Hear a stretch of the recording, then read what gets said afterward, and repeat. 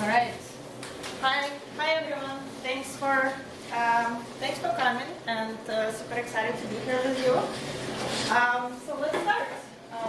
We are TELUS, and we're going to talk all about content management system and design system. So first of all, imagine you are the company with hundreds of thousands of employees, with thousands of marketers, salespeople, each willing to do their own things. They have their own marketing initiatives, and they're pursuing their own benefits for their own line of business. How do you scale your design in a company like that? How do you scale your content? And how do you scale your development? I'm a group product manager for TELUS. I manage TELUS design system, content, a lot of development practices. I think about myself as development advocate. I've worked in my career with almost every content management that exists out there. I started back in Ukraine with WordPress and template monsters, and we're building a bunch of templates. Then Drupal, Adobe, Sitecore, and the last 5 years I spent working with Contentful in the headless environment. And this is Donna. She's the boss. She owns our design system. Hi, I'm a design technologist leading the design system at TELUS, and I've been working on design systems before they were design systems. I started in a graphic design agency with brand PDF guidelines, and then it became living style guides, and now design systems. So I'm going to nerd out on design systems because I'm also a community Toronto chapter lead for the design systems community, as well as an editor on the W3C Design Tokens community group, and I just attend a lot of community events as well. So so if you were here when Guy was talking, you probably heard about design systems, but how many here are using design systems in the organization today? Okay, keep your hand up if you have more than one in your organization. Okay, so sometimes that happens, but we're not going to dive into that. We're actually going to dive into just the one design system in TELUS, and for that we're going to explain what our design system in TELUS, and it is a design system that simplifies collaboration between teams, enabling accessible digital experiences to deliver more consistently, faster speed, and high quality.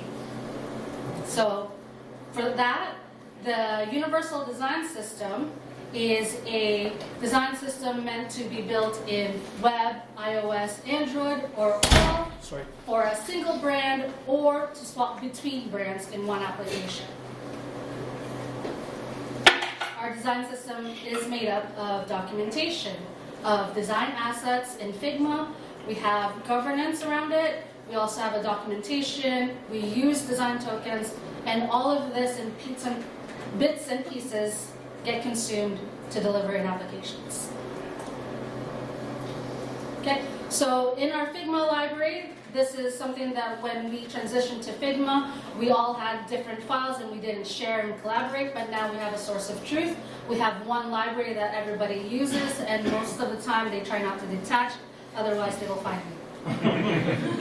Okay, so how do we make it a multi-platform component library? We use React Native, so that helps us build in web components and iOS and Android. We also leverage design tokens to inform the design decisions in our components, and we use Storybook and Docusaurus to do our documentation.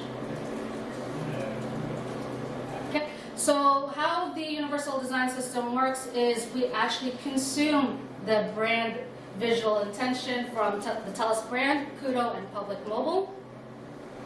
And that informs our design tokens, and we call them palettes. The palette then inform our themes and components. So the components themselves are the technology, and the theme is what consumes the design decisions, the design tokens, and then that brand becomes the theme for TELUS, Kudo, and Public.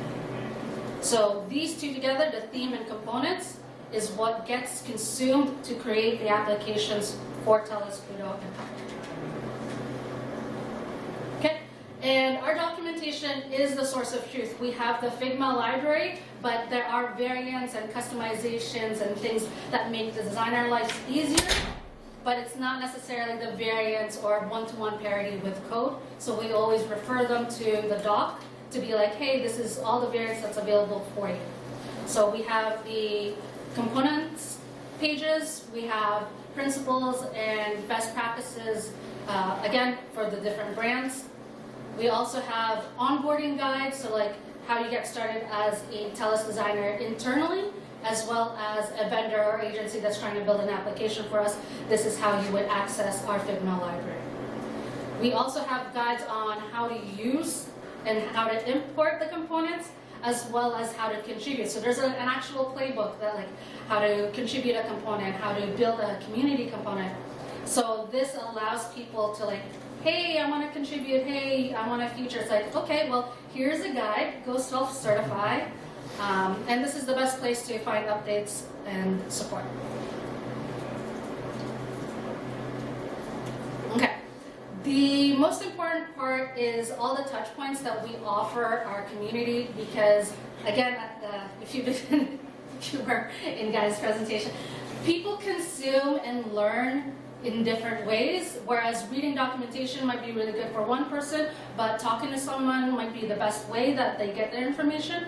So we have a lot of touch points, and one of the most official things that people can do is you can ask and request features and components on our GitHub board. So sometimes people will ask a question and be like, make a request, here's the link. Okay. We have a couple of Slack channels, so typically we have the UDS support, which is where everybody lands and asks questions.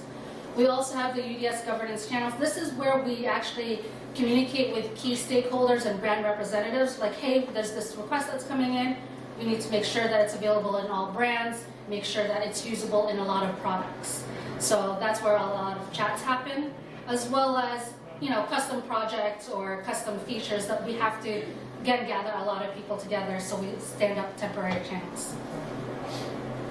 We also have weekly office hours, so this is when the requests need more face time and more triage in a specific either request or a bug support. And then we also have the UDS huddles. Now this is more of a discussion, a place for us to kind of connect and be like, hey, this request has come in, how do people feel about this, do you have any recommendations? And it's also a place that other people have come and shared their request, shared their context and use case, so that other people can provide their own, and then they're like doing some of the work before it becomes a request, and then we do the work. Okay?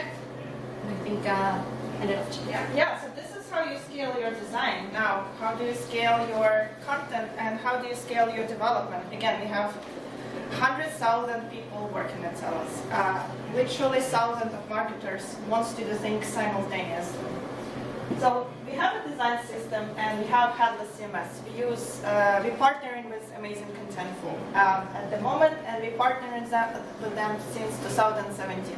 So we built our first design system in 2017, and we adopted Headless CMS in 2017. Did anybody know how to use Headless CMS and combine this with design system in 2017? In practice, probably, but in theory, probably. Practically, it's very questionable. So we tried. So what is Headless design system? I'm going to quickly reiterate. Headless system is when you can separate the content and you store your content in one single place from your presentation layer. And the beauty is that your development team can pick any design front-end framework of their needs. We have Next.js at TELUS for our web, and we have React Native for our mobile.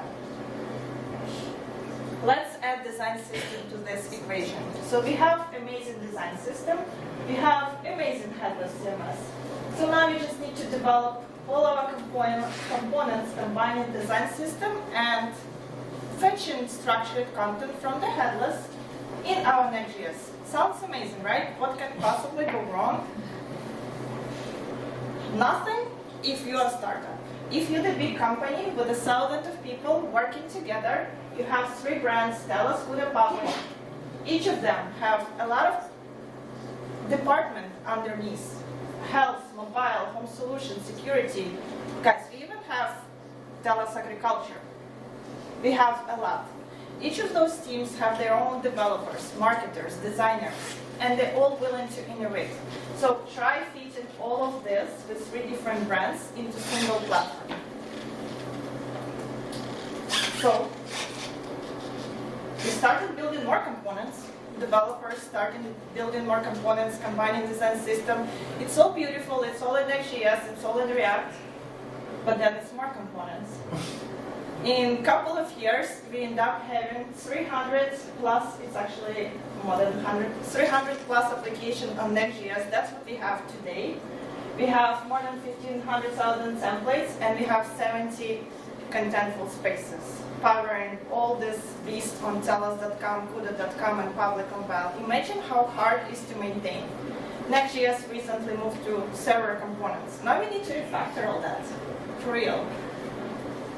So the solution is we still would like to enable our marketers to build components layouts, but we want to do this without developers.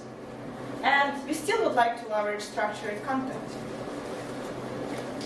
So our partners from Uniform introduced us to the concept of authorable components that enables structured design for us.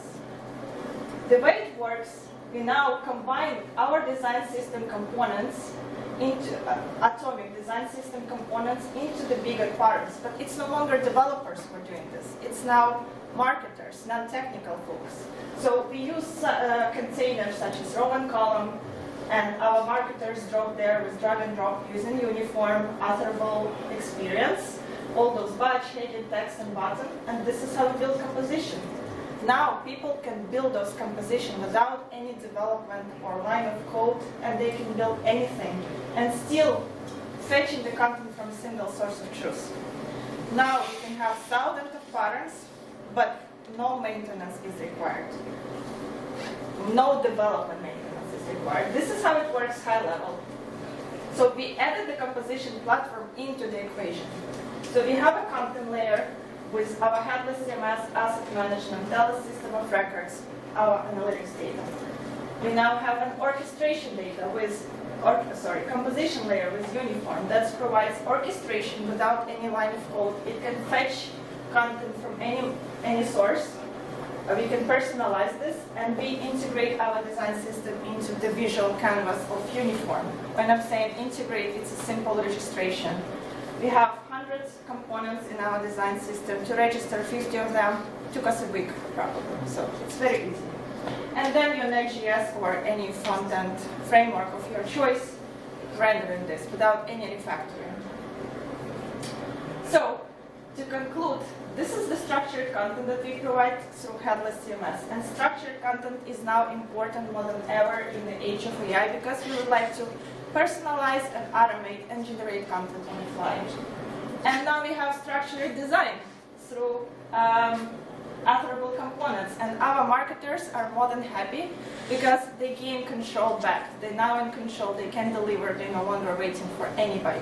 And again, I'm talking about thousands of marketers. It's not 5, it's thousands. Another cat. So the KPI, development time saved. Now our developers are no longer combining our design system components in Next.js. They now focus actually on design system contribution or API development, technical debt, performance improvements. They're actually doing what developers like to do instead of doing a bunch of Next.js development. Content update safe, because now we have content in a single source of truth with Headless, and people no longer duplicating content, and we increase speed to market. We recently launched a new website on this platform, and our stakeholders built the whole website in 3 days. She said, oh my God, I never built anything faster than this, and she's saying, it's actually fun. Back to Donna. Yeah. So Nika talked about kind of the content publishing platform and how the design system is used in that. And it's great that it's much faster to the speed to production. But one of the things that this supports is really the organization's vision of having a more collaborative strategy. So what that means is where by having a multi-brand, multi-platform component library, we're not trying to rebuild things all the time. Then we're also, again, faster to delivery. And with that, a more consistent experience for the customer, because we're not, again, competing on the different UI and different platforms. And the most important part for an organization, or any organization, is the cost savings of avoiding duplicate effort, maintenance, and also just kind of the different teams doing their own thing. And one of the things that I talked about is the different touch points that we offer people, and it's always, again, with the different tools that's available, you can continue to build different patterns, different like pages, different things that can be very different, even if you are using agnostic components. But by having collaboration and touch points, the design team, the development team are constantly in communication of like, is this the right pattern to use? Is this the template to use? Is this the product card that everybody should use even if you're on web or mobile? Is this where I show taxes in like this view but not in this view? So those are the things that we need to align on, and not just the tools and the UI. Yeah. So right now it's more than relevant more than ever because we are in the age of the AI. Very soon, all the code will be generated through AI, probably, and designs and components will be generated through AI. And guys, if you don't have a good governance in place, good practices in place, this thing is gonna blow up. You're gonna end up having thousands of lines of code, thousands of components. It will be very difficult to maintain. So adopt the design system now. Go with your structured content now. Figure out how to remove your development dependency when necessary. The less code you have in your organization, the easiest it will be for you to innovate and maintain your ecosystem. And talk to us.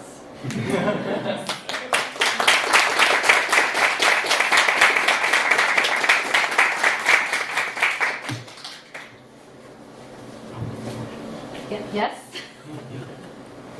I got a question about governance. So you mentioned that if designers are detaching, you're gonna find them.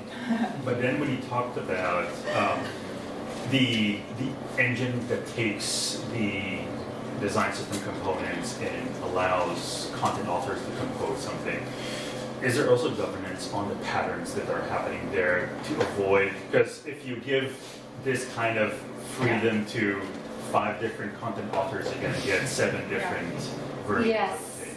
Yes. Do you want to take this? Yeah, Uniform provides all possible governance that you can build into your patterns. You can decide who can build patterns, who only can consume patterns. You can even go granular. You can decide, hey, I want to let them to change heading style, but not the color. So we are thinking about governance, but we work in very unique organization. If you add any governance or something that sells, you know what they're going to do? They're going to build their own platform. They're going to make it big. So we are a very liberal company, and which is a good thing, but it's also a bad thing because if people don't like something, they're going to abandon. If I'm going to tell them to build a new pattern, you got to place the ticket. We will think about this. We will get back to you. Good luck to me. Nobody will adopt this. So I'm thinking I'm going to give them the full freedom of building patterns, and we're going to have a nice catalog that automatically pulls, so we will do some audit here and there. It's easier to fix patterns because there is no code involved. If somebody screw up with the spacing or using the wrong color, you can easily go and fix it in a second.